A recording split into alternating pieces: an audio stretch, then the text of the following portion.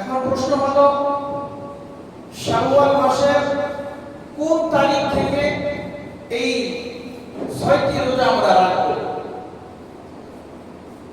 শাওয়াল মাসের 1 তারিখে রোজা রাখা যাবে না। বলে কেন? বলে পুরো বছরের মধ্যে 5টি দিন আল্লাহ বান্দাদের জন্য রোজাকে হারাম করে দিয়েছেন।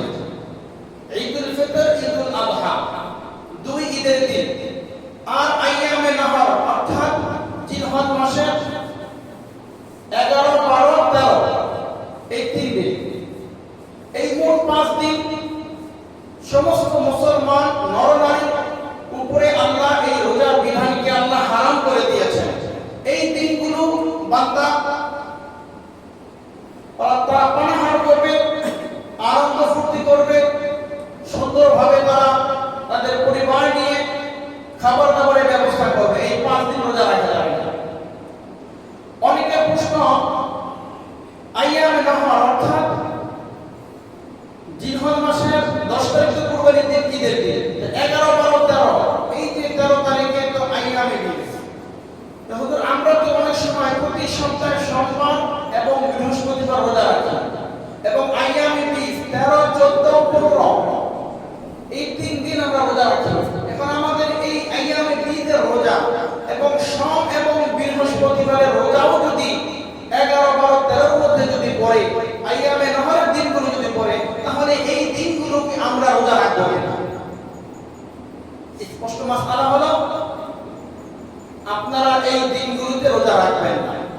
সোমবারের রোজা হোক, বৃহস্পতিবার রোজা হোক, প্রতি মাসের আইয়ামে 20, 13, 14, 15 যে রোজাগুলো হোক, আপনার এই হারাম এই দিনগুলো, যেই দিনগুলোতে আল্লাহ নিষিদ্ধ করেছেন, এই দিনগুলোতে এই রোজাগুলো আপনারা রাখতে পারবেন না। যারা আইয়ামে 20 3 দিন রাখেন, তারা 13 তারিখ বাদ দিয়ে 13 তারিখ রোজা রাখতে হলে 12 তারিখ সেহরি খেতে হবে। তাহলে 12, 13 তারিখ তো এগুলো স্পষ্ট নিষিদ্ধ হারাম রোজা রাখা। তাহলে 17, 18, 19, 20 যে কোনো সময় যদি রাখেন, তাহলে আপনাদের ওই আইয়ামে 20 এর ওই রোজা আদায় হয়ে যাবে। তাহলে শাওয়াল মাসের কোন তারিখ থেকে আমরা এই 6টি রোজা রাখা শুরু করব?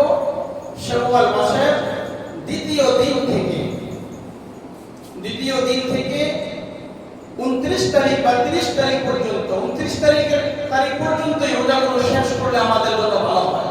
29 তারিখের পরে সম্ভব 29 তারিখ যদি 29 চাঁদ উঠে যায়, তাহলে আপনি আর সময় পাচ্ছেন না, আপনি সময় পাবেন না।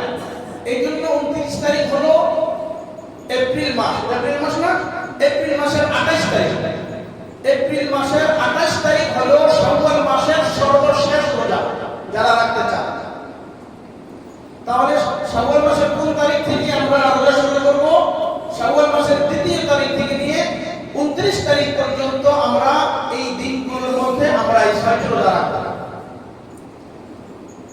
এখন প্রশ্ন হলো, হুজুর এই রোজাগুলো কি আমরা ধারাবাহিকভাবে রাখবো না আমরা ভেঙে ভেঙে রাখবো?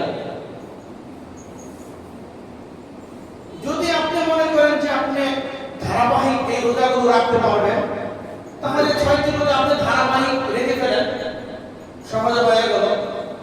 আর যদি মনে করেন না, এখন তো রমজান না, রমজানের বাহিরে অফিস আদালত ব্যবসা বাণিজ্য রয়েছে, তো সেক্ষেত্রে যদি মনে করেন যারা অফিস আদালতে চাকরি করেন, প্রতি শুক্র শনি 2 দিন অথবা বৃহস্পতি শুক্র 3 দিন আছে, যাই হোক এই 2টা দিন যদি আপনারা বেছে নেন, শুক্র শনি, এই 2টা দিন আমরা রোজা রাখবো, তাহলে 2 দিন করে রোজা রাখলে মোটামুটি দেখা যাচ্ছে এই দিনগুলো আপনার কভার হয়ে যাচ্ছে। তাহলে এই দিনগুলো আপনার কভার হয়ে যাচ্ছে, এই দিনগুলোর মধ্যে আপনার রোজা আদায় হয়ে যাচ্ছে।